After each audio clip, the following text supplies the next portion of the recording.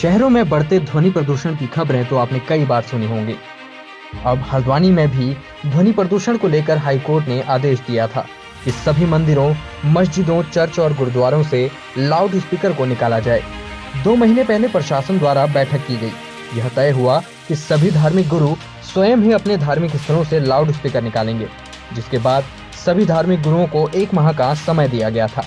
लेकिन इसके बावजूद भी कई धार्मिक स्थलों से लाउड स्पीकर नहीं निकाले गए, जिसके चलते पुलिस प्रशासन को बार बार इसकी शिकायत मिल रही थी।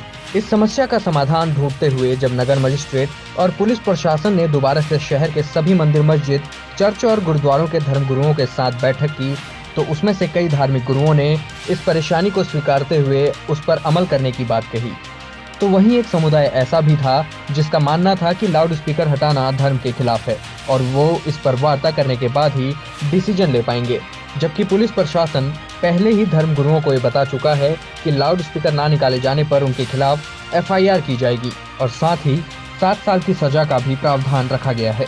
अब प्रशासन और पुलिस के सामने ये सवाल खड़े हो गए हैं कि वे समाज और एक समानता बनाए रखने के लिए हर समुदाय को इस ऑर्डर को फॉलो करने के लिए कैसे समझाए। फिलहाल हर कोई इंतजार कर रहा है कि प्रशासन इस पर किस तरह से कार्रवाई करेगा। हारने का तो मुद्दा अलग है, अपनी हुआ इस तरह तो सब जो है जितने भी नागरिक हैं ध्वनि प्रदूषण जो होता है इससे नुकसानात हैं उसको हम भी मानते हैं। अगर एक मतलब क्वेश्चन इसमें यह है कि हाई कोर्ट ने जो ये फैसला सुनाया है तो इसमें कुछ लोग वो होते हैं जैसा भी साथ दी थी प्रशासन की जानिब से मोबाइल्स वगैरह हैं, कुछ लोग पास नहीं होते हैं तो वो थोड़ी सी इसमें राहत देना चाहिए थी ताकि लोगों को उससे। अब जो मतलब उनका सवाल है कि जो ऊपर कोई माइक लगे हैं वो आप लोग मस्जिद से उतारेंगे या नहीं? इसने तो अगर देखा जाए इन चीज़ों को तो कहीं अगर बहुत सारे जो धार्मिक स्थल है वहाँ से उतरवाए भी गए हैं और कहा भी गया है उतरवाने के लिए।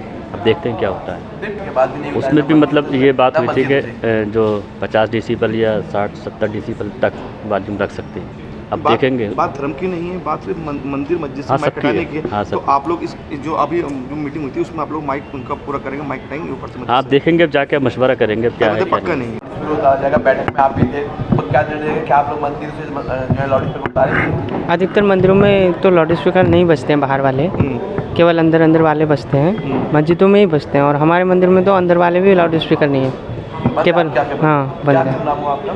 कौशल शर्मा। कब ये मंदिर से उतार दिए गए थे? ये हमारे इससे पहले जो बैठक हुई थी प्रशासन के द्वारा जो की गई थी उसमें हमने ये तय कर लिया था कि ठीक है जब सबके लिए एक नियम है तो हमारे लिए भी हमने उसी दौरान सारे माइक अपने और लाउड स्पीकर हटा दिए थे। और हम ये भी चाहते हैं कि ठीक है सब अभी भी कई हमारे घर मंदिर के सामने बड़ी बड़ी बिल्डिंग है, वहाँ से आवाज़ टकराती आती, कई लोग भी बजाते हैं, लेकिन उन सब पे एक ही पाबंदी होनी चाहिए कि भाई ना लगाई। ठीक है, प्रशासन ने जो किया है वो ठीक किया है, हम इसका पालन करेंगे, करते रहेंगे। की जाएगी जो हाईकोर्ट की अवहेलना करेंगे।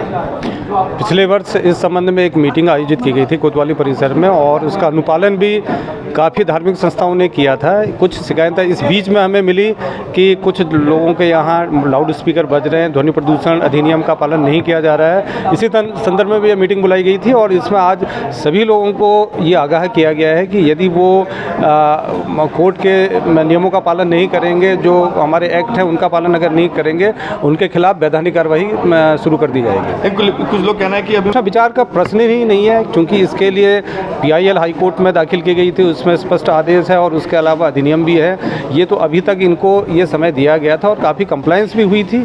कुछ लोगों के बाद जिन्होंने अब ये चीज़ें शुरू कर दी हैं उनको ये स्पष्ट हिदायत दी गई है कि अगर वो ये अपने इस चीज़ को बंद नहीं करेंगे तो उनके खिलाफ कार्रवाई की जाएगी।